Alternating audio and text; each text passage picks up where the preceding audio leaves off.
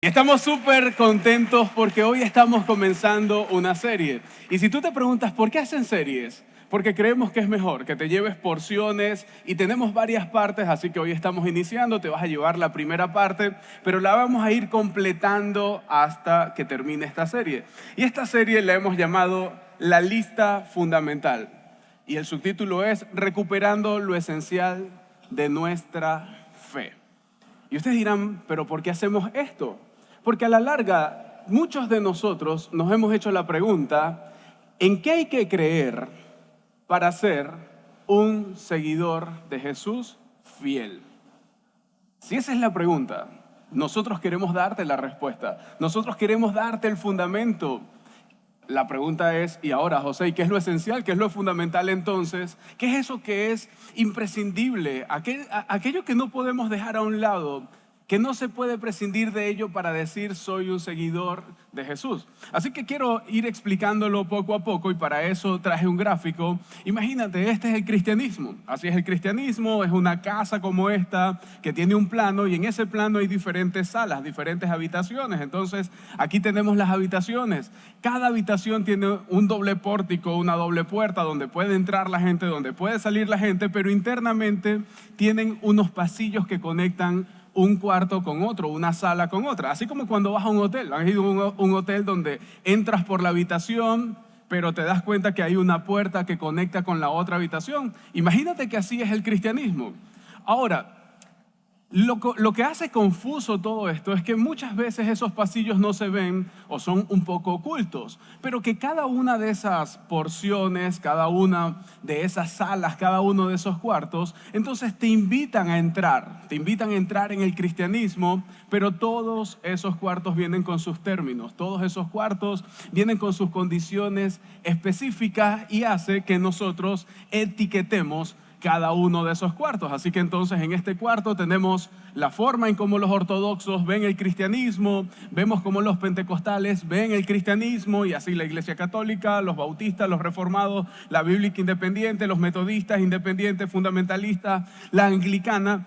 Y cada uno entonces ha colocado una invitación, pero también ha colocado tradiciones, ha colocado expectativas y ha colocado una manera de interpretar la Biblia, ¿sí o no?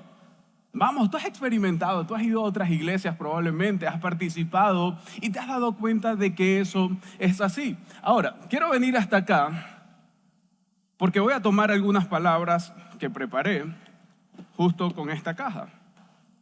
Entonces, nos damos cuenta que en esas salas tenemos expectativas y las personas a su fe le añaden esas expectativas y van construyendo una fe basado en esas expectativas que nos entregaron. Sea la iglesia que hayas ido antes de venir a Global, o sea aquí en Global, tú tienes expectativas que otros te han dado. Hay una tradición, así hacemos las cosas. Aquí en esta iglesia hacemos las cosas así. Y tú dices, oye, eso es fundamental para la fe y lo vas metiendo en esa caja de la fe.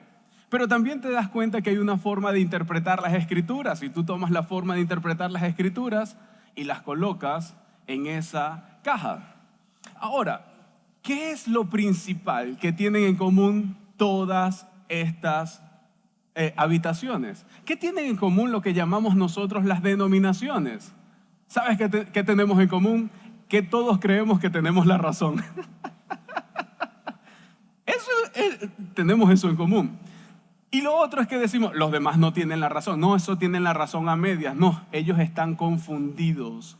Lo que pasa es que están mal informados porque deberían, y empezamos a ponerle una carga a las demás personas y comenzamos como una competencia entre las diferentes denominaciones. Vamos, tú me entiendes, tú sabes de lo que estoy hablando. Tú no estás ajeno a esto porque probablemente desde que eras pequeño hasta ahora has participado en esto porque tu familia tenía una forma de ver la vida en cuanto a la fe y tu padre o la familia de tu padre tenía otra forma totalmente diferente y entraron en conflicto.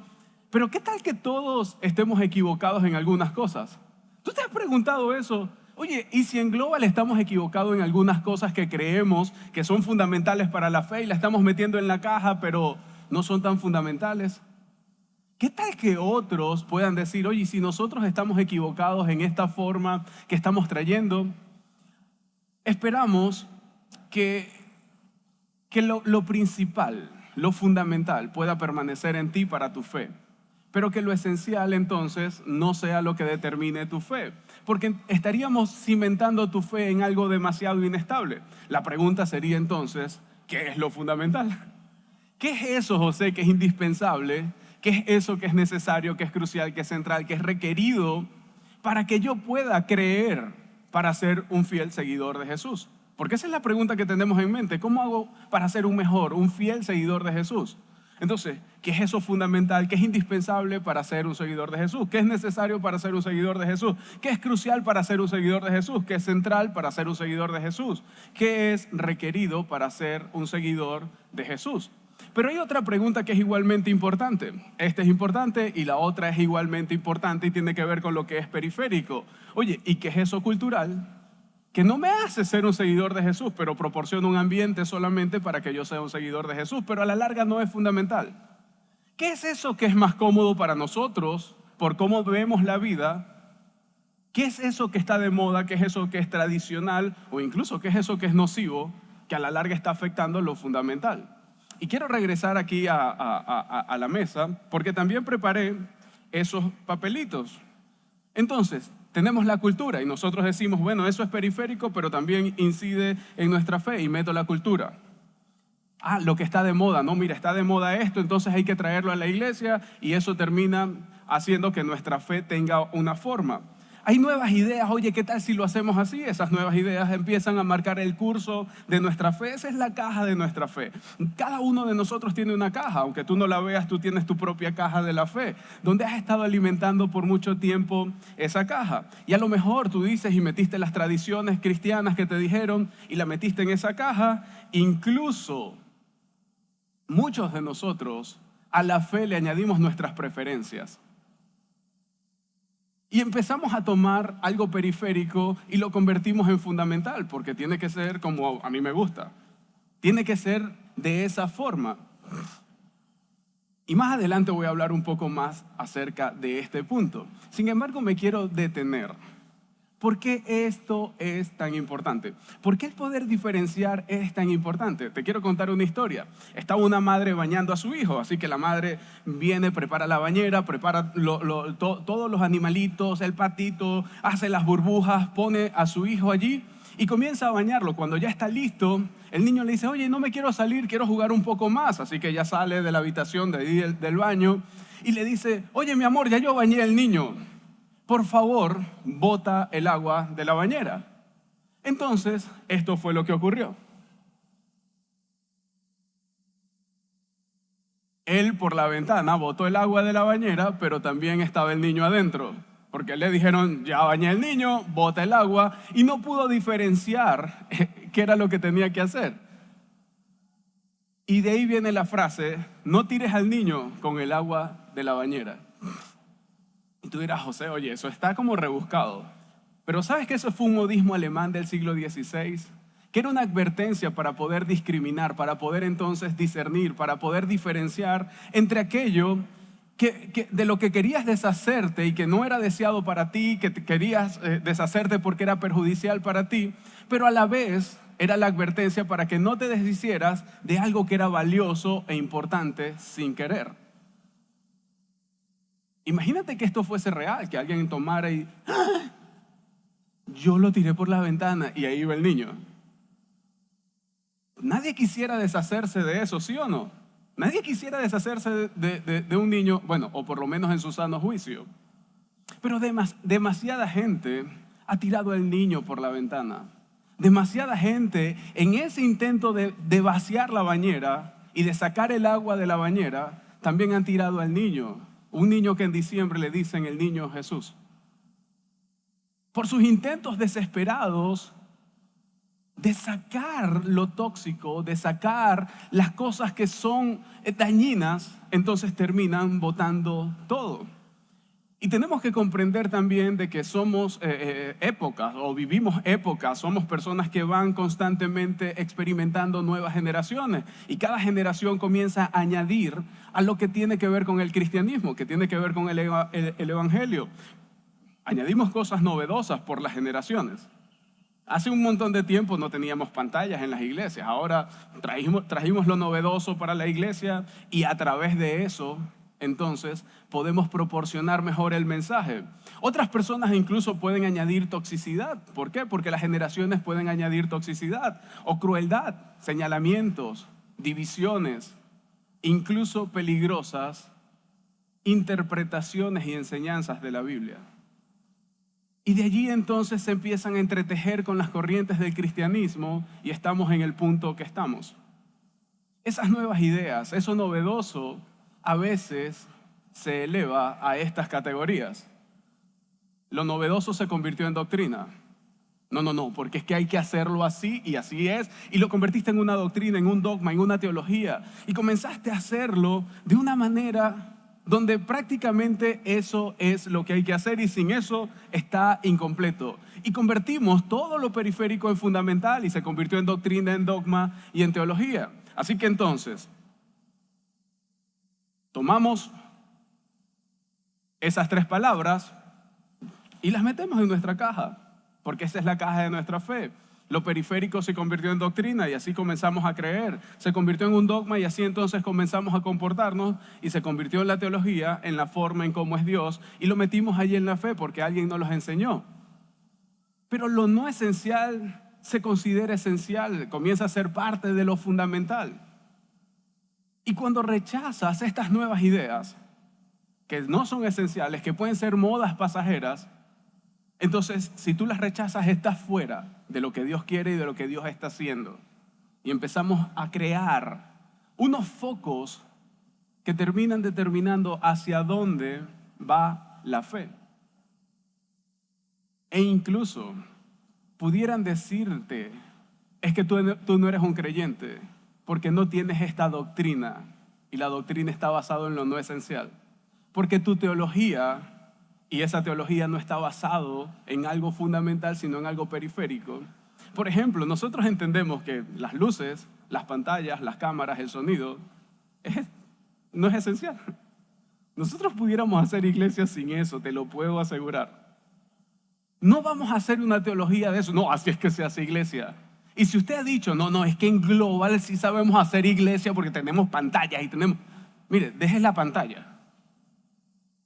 Porque eso no es la esencia, eso no es lo fundamental, eso no va a sostener la fe de nadie e incluso eso no le va a salvar la vida a nadie por sí misma. Solo proporciona un ambiente donde el que sí salva, salva. Entonces no hagamos una teología de algo que es periférico, algo que está de moda. Incluso hace un tiempo no podíamos congregarnos y nos dimos cuenta que no necesitábamos ni siquiera un salón, que podíamos reunirnos en una plaza o incluso en un terreno con unos toldos. Porque eso no es esencial, eso es periférico y puede cambiar. Hoy tenemos esta forma de hacer iglesia, mañana la podemos cambiar. Hoy tenemos un programa de esta forma y el programa es esencial o es fundamental. Simplemente es, periférico y ya lo podemos cambiar en cualquier momento. A donde te quiero llevar es que si nosotros ponemos de lado las enseñanzas de Jesús y simplemente venimos a la iglesia por nuestras opiniones que no son fundamentales, entonces estamos rechazando las enseñanzas y el modelo que Jesús nos dejó. Y eso nos hace que hagamos una iglesia que muchas veces no es como Cristo. Una iglesia que no está centrada en Cristo, es decir, que no son cristocéntricas porque las preferencias muchas veces no son cristocéntricas, porque las opiniones no son cristocéntricas, porque tiene que ver con cómo yo veo la vida. Pero no solamente que no son cristocéntricas, sino que pueden ser anticristocéntricas, porque hacemos una teología de algo que no es fundamental, simplemente porque algo se puso de moda. Pero ¿qué tal que se puso de moda, porque apela al interés propio de un grupo? Porque tiene que ver con la preferencia de alguien. ¿Qué tal que eso confirme y alimente más bien un prejuicio existente y por eso las personas hacen todas estas modificaciones? ¿Qué tal que esas preferencias lo que hacen es apoyar un movimiento cultural o incluso una agenda política y estamos trayendo la agenda política como si fuese una doctrina? Estamos trayendo un movimiento cultural como si fuese la parte teológica y no estamos tomando en cuenta lo que sí es fundamental. Pero ¿sabes qué es lo que más me llama la atención de todo esto? De que siempre se apoyan en algo de la Biblia. Así que cuando está alguien allí diciendo es así, dice, porque la Biblia dice. Pero no se apoya, no se sustenta en Jesús, sino en lo que la Biblia dice. Escuchamos al líder decir, la Biblia dice, con sus interpretaciones, para apoyar su idea novedosa. Quiero decirte algo en Global. Tú puedes tener tu propia interpretación. Tú no necesitas estar de acuerdo conmigo. Incluso si tú vienes hoy por primera vez y sales de aquí diciendo no estoy de acuerdo con el pastor, para mí no hay problema. No tengo ningún inconveniente. Incluso no tengo ningún inconveniente. No tenemos ningún inconveniente de que tú cuestiones lo que hacemos. No tenemos inconveniente con eso. ¿Sabes por qué? Porque esos cuestionamientos son saludables, porque esos cuestionamientos son buenos, porque te llevan a encontrarte con lo que es fundamental. Vamos, podemos atraer a otros a ideas que a la larga se convierten en ideas para cumplir mi propósito y no el propósito de Dios. Y eso es demasiado peligroso para la iglesia. Eso es demasiado peligroso para ti, para mí. Si tienes tiempo viniendo a la iglesia y simplemente quieres que sea a tu forma, estás trayendo tus preferencias. Si quieres que sea para cumplir tus propósitos, entonces estás olvidando la voluntad y el propósito de Dios, que es mucho mejor.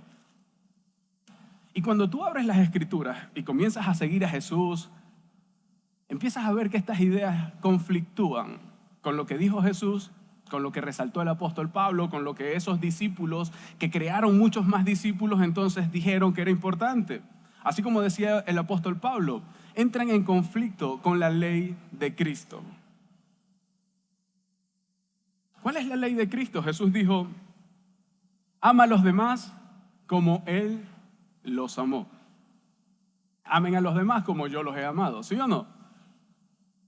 Y comenzamos a hacer una teología donde comenzamos a juzgar, y hay que confrontar y tal. Y en vez de amar, estamos moviéndonos por el señalamiento y por el juicio, por decir que nosotros tenemos la razón y el otro no. ¿Eso realmente es amar a los demás? Jesús dijo, ama a los demás como a ti mismo y ama a tus enemigos. Ama a tus enemigos. No, te pasaste, Jesús. No podemos borrar esa parte de la Biblia, ¿no? Eso fue lo que Jesús enseñó. Y muchas veces, entonces, dentro de la iglesia, lo que hacemos es no filtrar las cosas porque es más fácil para nosotros, porque empieza a convenirnos para sacar lo que hay internamente y nos comportamos de una manera contraria a lo que Jesús dijo. Y en vez de hacer algo semejante a Cristo, le colocamos nuestro tono, nuestra postura y nuestro enfoque de la vida. Y eso se convierte en algo que traemos también a nuestra caja de la fe. Así que yo tengo que entender que mi tono, mi postura, las comienzo a meter allí, que mi enfoque en la vida lo comienzo a meter allí. Y comienzan eso a gobernar en las relaciones. ¿Y sabes qué es lo peor? Que gente de mucho tiempo en la iglesia comienza a abandonar a la iglesia, pero algunos incluso a abandonar la fe. Porque lo peor es que muchas personas comienzan a debatirse en esta versión del cristianismo, que es la que ellos conocen, y dicen, oye, no, mira, eso no es. Si la iglesia se comporta así, y eso es sinónimo de cristianismo, yo no tengo otro remedio que abandonar el cristianismo por completo. Y entonces se apartan. ¿A dónde te quiero llevar? Que en el afán por separarse de algo malsano y perjudicial, se separan de algo valioso e importante. Y a lo mejor esta es la historia de alguien que tú conozcas, es la historia de tu papá, la historia de tu mamá, la historia de un ser querido. Oye, mi padre creció en una iglesia, pero se apartó. ¿Cuántas veces escuchamos eso? ¿Por qué? Porque habían cosas malsanas, habían cosas perjudiciales. Sin embargo, como eso era lo que él conocía, prefirió apartarse y ahora no cree en ninguna iglesia. O a lo mejor es la historia de una madre con un esposo abusivo, la cual se acercó al pastor, la cual se acercó al sacerdote y le dijo, oye, tengo un esposo abusivo, me maltrata, me golpea.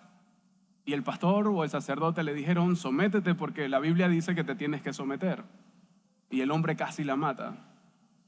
Así que esa mujer dijo, ok, si así es la teología, yo dejo el cristianismo, porque casi pierdo la vida en todo esto. O incluso, esta pudiera ser tu historia.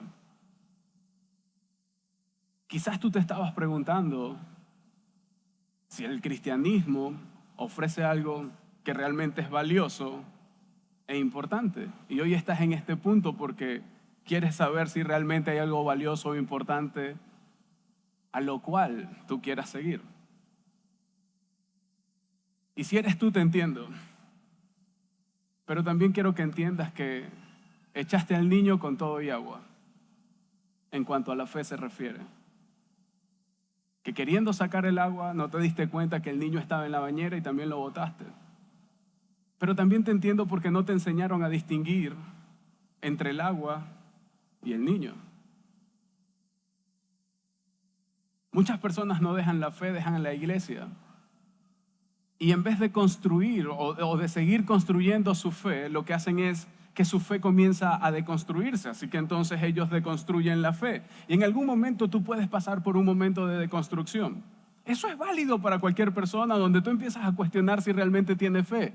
Donde tú empiezas a cuestionar donde realmente, oye, esto es lo que yo tengo que hacer. Esto es lo que yo debo seguir, y comienzas a deconstruir por las circunstancias de la vida, por lo que te está ocurriendo, por la situación que estás pasando como hombre, como mujer, como padre, como esposo, como esposa. No sé. Y a lo mejor te quieres alejar de toda la religión organizada, pero quieres seguir creyendo, y eso también está bien para ti. Sin embargo, yo quiero darte un poco más.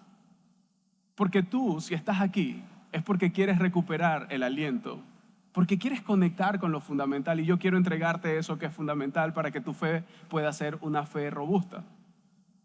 Vamos, si te alejaste de la iglesia en algún momento, tienes que diferenciar si te alejaste por algo fundamental o te alejaste por algo periférico. Si fue por algo no esencial, necesitas dejarlo atrás, porque tenía que ver con algo no esencial, no con algo fundamental. Y lo más maduro que puedes hacer es separar lo fundamental de lo periférico y avanzar. Como te decía, tú puedes cuestionar la fe, puedes cuestionar todo. Incluso me encantaría que tú pudieras cuestionar hasta nuestros mensajes. Me encantaría que si me estás escuchando, me estás viendo, tú también puedas cuestionar esto. No tenemos inconveniente con esto. ¿Sabes por qué? Porque queremos que las personas no solamente entren por esa puerta, sino que entren conectando sus emociones y su mente con el mensaje de Cristo. Y muchas veces venimos solamente con las emociones, y como no sentimos, sacamos una conclusión apresurada.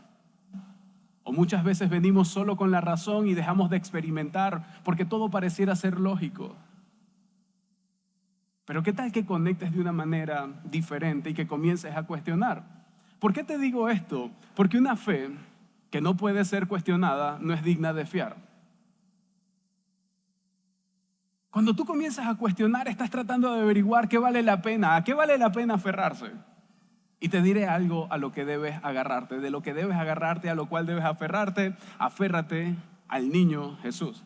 Y solamente coloco al niño Jesús entendiendo que Él creció, que Él se entregó por nosotros, que fue a la cruz, que murió y que resucitó. Yo entiendo que se convirtió en un hombre. Solamente lo hice así para que lo tengamos con la ilustración del principio. ¿Se entiende? No vayas a sacar una teología de algo que no es esencial, que es periférico, simplemente porque quiero ilustrarlo para ti.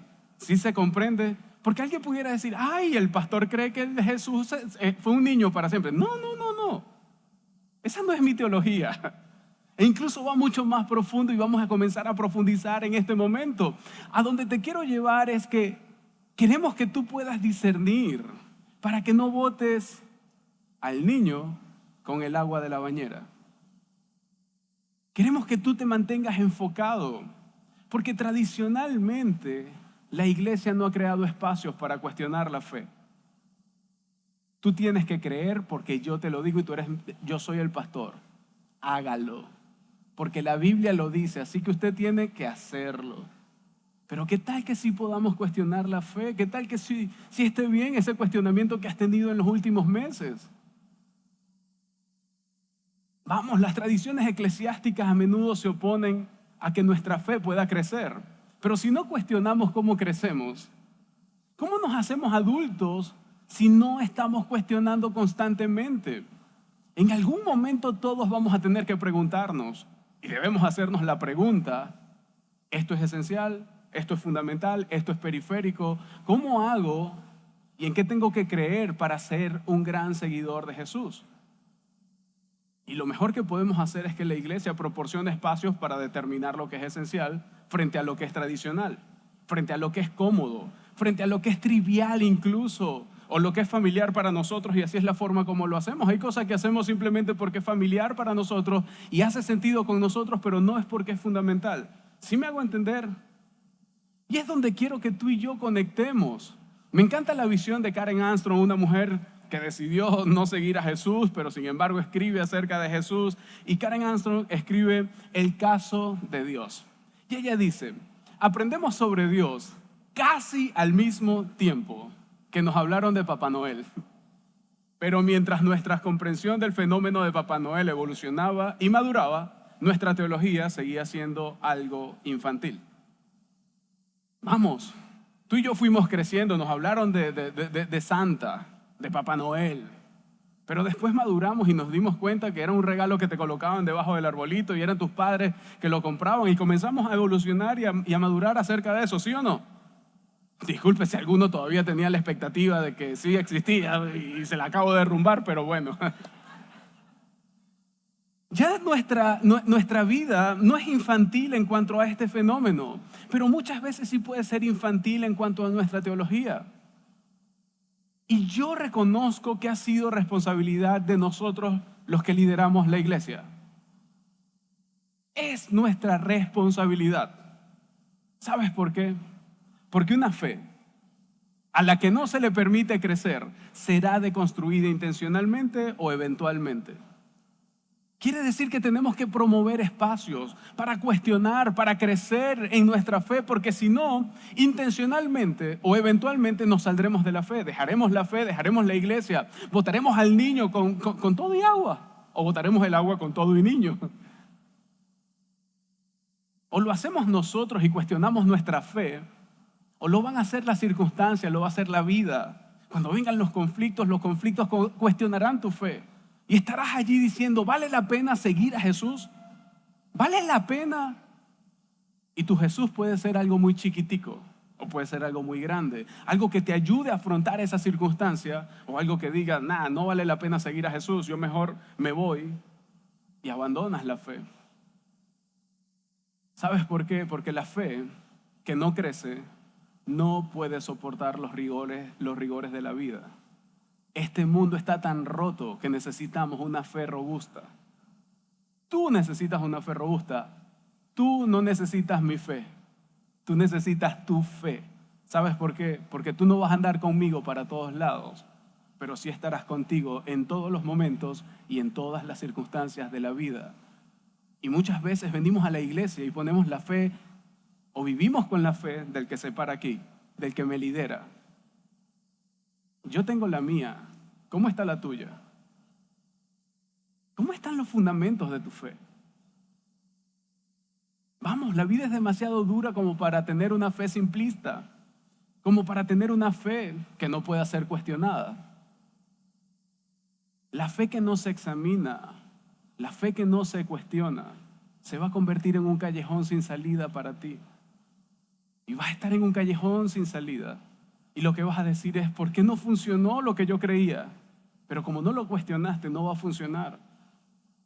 Pero ¿por qué no funcionó para mi mamá, para mi hermano, para mi papá, si ellos le servían al Señor, y estás en el callejón sin salida? ¿Y sabes qué vas a decir? Yo mejor lo dejo. Y a lo mejor ese callejón sin salida se parece al Mar Rojo, porque tú estás en el callejón sin salida. Estás ahí como el pueblo de Israel cuando iba a ser liberado, y estás como Moisés y ese pueblo venían allá, los enemigos, estaba el mar, y tú en ese callejón sin salida dices: tomaré la teología, porque a mí me dijeron que si yo creo, levantaré la vara y se abrirá el mar. Y no se abre el mar en ese callejón sin salida. Porque tú tenías una forma de interpretar o de tener una fe, un cristianismo que estaba basado en eso. ¿Qué tal que de niño te hayan dicho, tú eres como David? Y comenzó a pasar la vida y la narrativa que te dieron no coincide con la narrativa de la vida. Te dijeron que era como David y que tus miedos, que tus problemas eran Goliat, ¿sí o no? Y tú creciste y en la escuela dominical te enseñaron y le enseñamos a nuestros hijos esas historias y está bien, no estoy diciendo que no, pero esa es la forma en cómo filtramos la vida y eso también está dentro de nuestra caja. Pero ¿qué tal cuando Goliat está ganando y yo estoy perdiendo? ¿Qué tal cuando no sé qué hacer?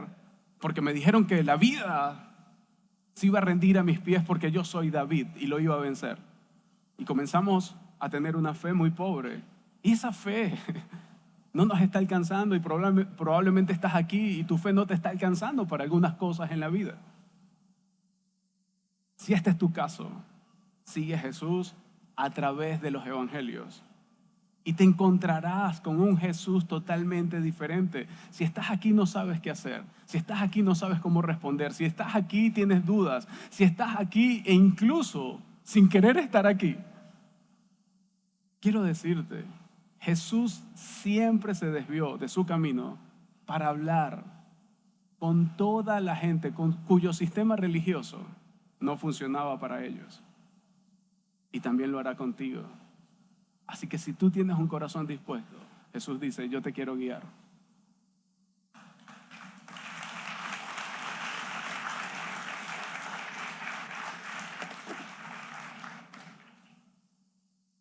¿Por qué te quiere guiar?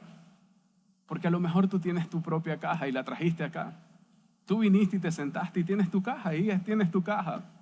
Ahí en tus manos tienes tu caja, a lo mejor te sentaste y la pusiste debajo del asiento. Algunos la tienen en su mente, en su corazón, y cada uno tiene su propia caja. Por eso hicimos esta serie, porque vamos a despojar el cristianismo desde sus cimientos y desde sus fundamentos. Vamos a hacernos las preguntas. ¿Qué preguntas nos vamos a hacer? ¿Qué se debe creer para ser un fiel seguidor de Jesús? ¿Qué es esencial y qué no es esencial? Vamos a tomar tu caja para que tú sepas qué es fundamental, qué es esencial y qué no es esencial.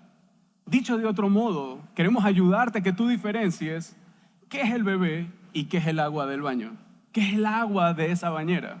Queremos que tú lo puedas diferenciar. Y quiero presentarte lo primero de nuestra lista, algo que es fundamental, pero déjame darte un poco de contexto. Quiero ubicarte en el contexto para que tú y yo podamos estar en la misma página.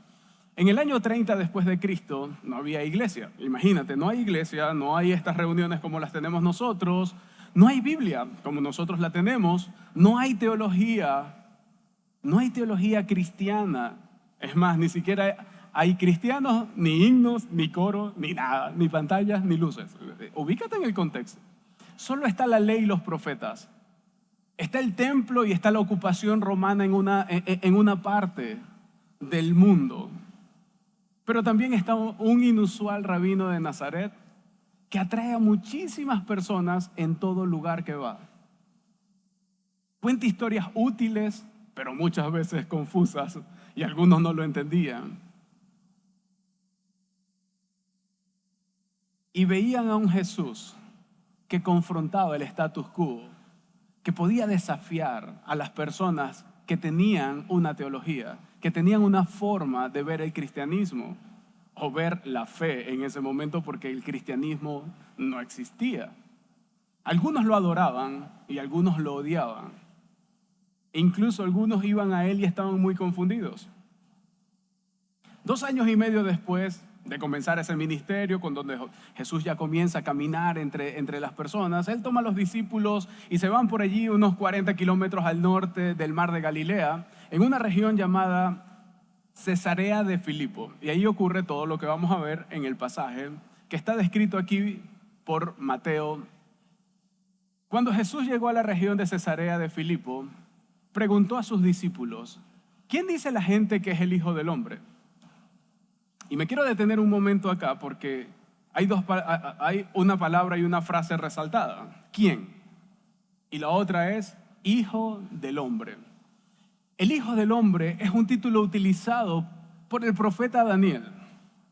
Entonces Daniel dice, el Hijo del Hombre, y usó el término para referirse a quien Dios le había dado la autoridad sobre todas las naciones.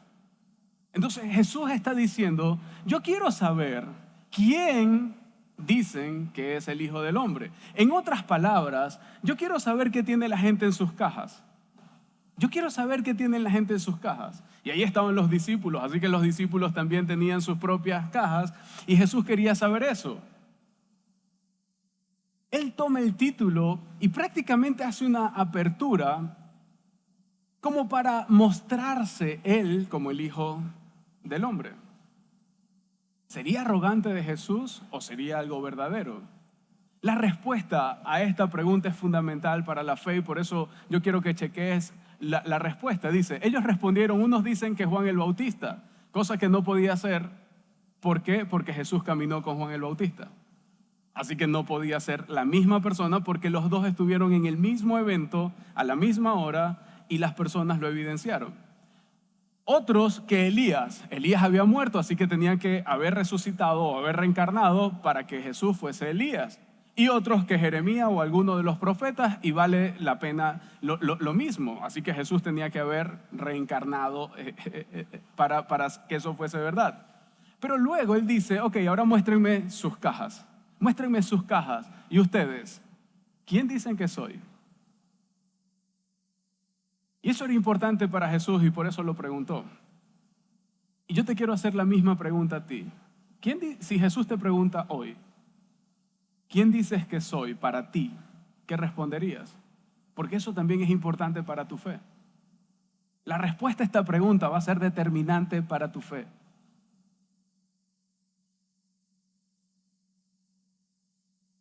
Tomemos la respuesta de Pedro. Dice, Simón Pedro respondió, tú eres el Mesías, el Hijo del Dios vivo. Y a lo mejor algunos de ustedes pudieron responder algo similar a esto. La respuesta dice mucho.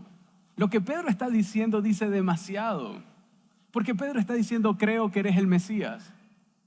Que tú eres Dios hecho hombre. Que Dios te ha ungido como rey. Que tú eres nuestro rey final, es lo que está diciendo. Y aunque tú eres el Hijo de Dios, estás en cuerpo, de pie bajo el mismo sol que nosotros, usando las sandalias y caminando por todas partes. ¿Qué tal que lo que Pedro haya dicho sea verdad? Y si Pedro tuviese razón de esa declaración, ¿no debería toda la población detenerse, mirar fijamente a Jesús, inclinarse y adorarlo? ¿No deberían temblar de temor al ver a Jesús? ¿No deberían someterse incondicionalmente y seguirlo? Y si esto es cierto, Jesús pasa de ser un punto de referencia a ser un fundamento. Y para nosotros Jesús puede ser un punto de referencia porque algunos decimos, yo creo en Jesús. Creer en Jesús no te alcanza.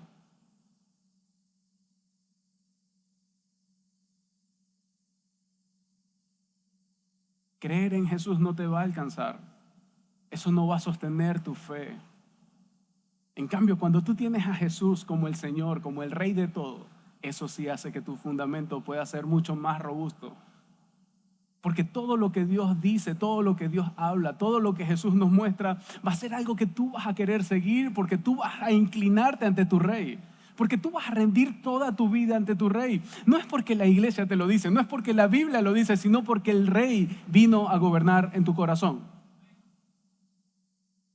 ¿Te das cuenta cómo podemos cuestionar la fe?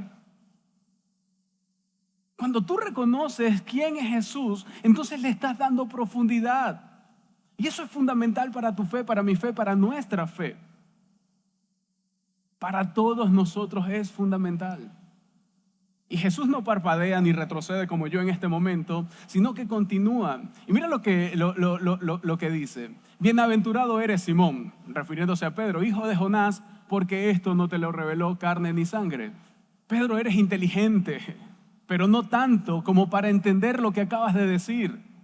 Pedro se dio cuenta que su caja se había expandido un poco al hacer esta declaración, porque había sido una revelación de Dios. Dice, no te le reveló carne ni sangre, sino por mi Padre que está en los cielos.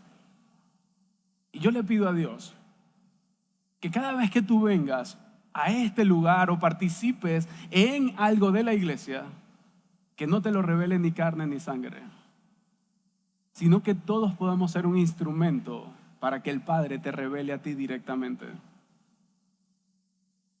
Porque así como me lo entrega a mí, te lo puede entregar a ti.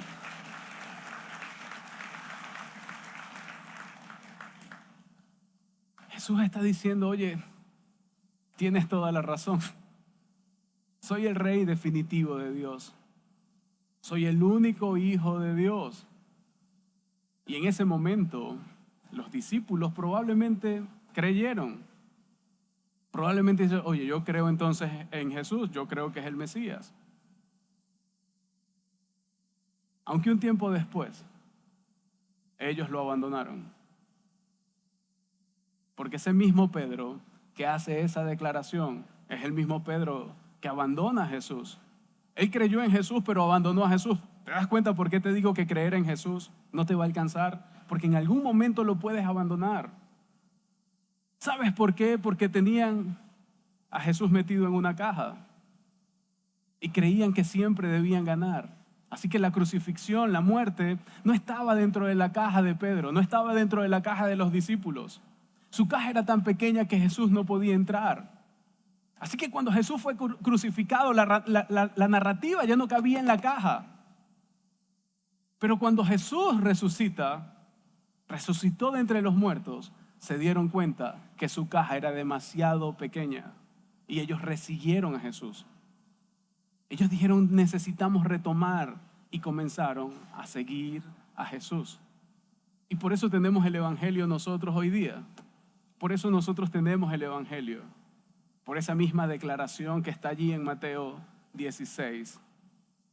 Tú eres el Mesías, el Hijo de Dios vivo.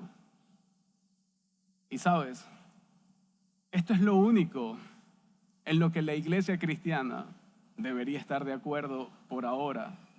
Te enterarás de otras cosas a lo largo de la serie. Pero ¿qué tal que toda la iglesia cristiana, porque si es cristiana es porque Cristo es el centro, puede comprender que es el Mesías y pueden seguir al Mesías? Y puedan comprender que es el Hijo del Dios vivo y que sigue vivo, que no murió, que Él resucitó. Esa declaración fundamental organiza y le da prioridad a todo lo demás. La pregunta es, ¿tú crees que Jesús es el Mesías? ¿Tú crees que es el Hijo de Dios y que todavía vive? ¿O necesitas hacerle preguntas a tu fe porque todavía no lo has visto? ¿Qué tal si a partir de ahora tú comienzas a cuestionar esa fe? Sea del tamaño que la tengas, tú comienzas a cuestionarla. Y ese es el primer punto de nuestra lista fundamental. La lista fundamental es: Jesús es el Hijo de Dios y nuestro Rey. Jesús es el Hijo de Dios y nuestro Rey. Para ser cristiano y fiel seguidor de Jesús, hay que empezar por aquí. Hay que decir: Jesús es el Hijo de Dios y nuestro Rey. Así que si quieres ser un seguidor de Jesús, necesitas encontrarte con esto en la realidad, con esto en tu corazón, con esto en tu mente, porque eso va a gobernar todas las cosas que hagan y tu vida va a comenzar a cambiar drásticamente, porque tú dices, si Jesús es el Hijo de Dios, entonces yo voy a adorar al Hijo de Dios y todo tu comportamiento va a adorar al Hijo de Dios, todos tus pensamientos adorarán al Hijo de Dios. Cuando tú digas, Jesús es mi Rey, entonces estás diciendo, yo me someto totalmente a mi Rey, gobierna en mi corazón, gobierna en mi mente, gobierna en mis tentaciones, gobierna en cada una de las cosas que hago, y comienza a cambiar el curso de tu vida, pero también comienza a cambiar toda tu fe. Quiero dejarte algunas otras preguntas para generar una conversación sea interna o que puedas responderla o con otras personas. Queremos hacerlo más profundo. Tómate en serio estas preguntas. Si quieres puedes tomarle fotografías o puedes ir a nuestra página web yo soy globalbarquisimeto.org y ahí está una guía completa donde también te vamos a dar algunas referencias para discutir. ¿Hay algo relacionado con el cristianismo en lo que creías pero ya no crees? ¿Por qué? ¿Por qué ya no lo crees?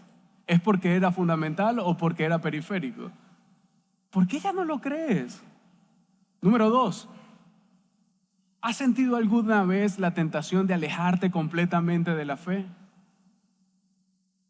Algunos podrán decir, bueno, completamente no, pero sí parcialmente o temporalmente. Y a lo mejor tú has tenido esa tentación. Si es así, ¿por qué? ¿Por algo fundamental o por algo periférico, algo que no es esencial? ¿O por qué no? En el caso de que no hayas tenido esa tentación, ¿qué ha hecho que tú hayas tenido entonces ese fundamento para no tener esa tentación? Número 3, ¿qué doctrina de la fe cristiana te cuesta más aceptar? Y te regalo otra pregunta, ¿estás seguro de que es fundamental?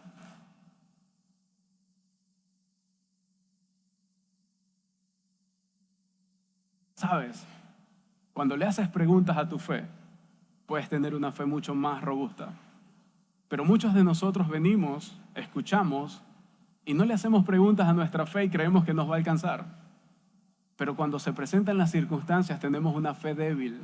Queremos que tu fe sea una fe fuerte.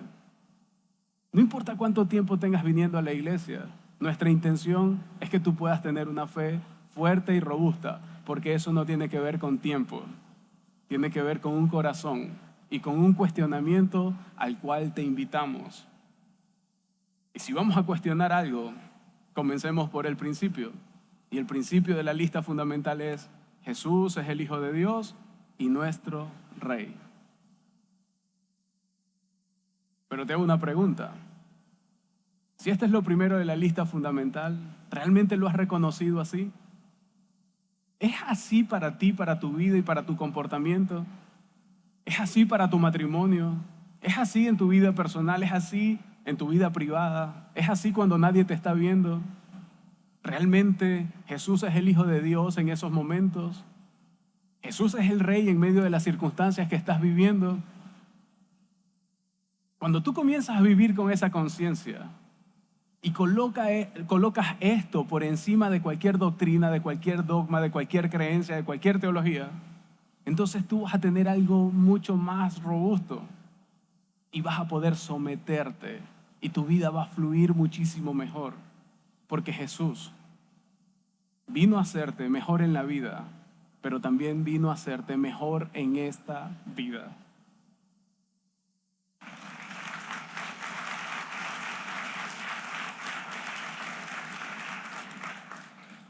Y después de esto, fundamental, todo lo demás comienza a fluir.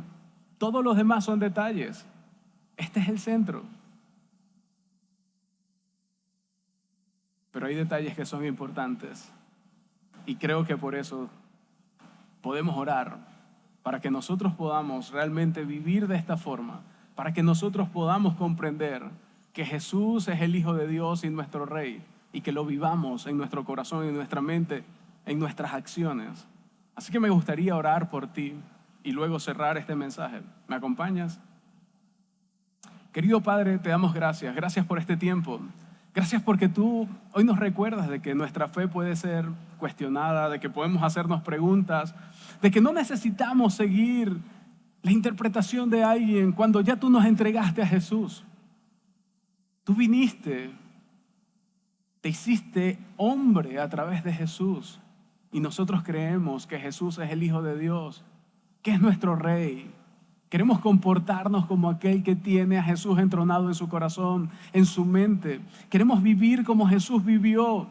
Queremos mostrarle a otros que Jesús vive en nuestra vida y que somos sus seguidores. Queremos tener una fe fuerte, una fe firme, una fe que sea capaz de pasar por cualquier prueba. Yo te pido por mis hermanos para que tú los llenes de ti, para que tú los lleves a un nivel superior en cuanto a su fe. Te lo pido en el nombre de Cristo Jesús. Amén. Familia, esta es la serie que está comenzando, la lista fundamental, recuperando lo esencial de nuestra fe. Profundizaremos en algunos de estos detalles la próxima semana, pero antes queremos dejarte con el código QR para que tú también puedas descargar la guía desde allí. Gracias por permanecer hasta el final, que Dios les bendiga y que tengan una extraordinaria semana. Bye bye.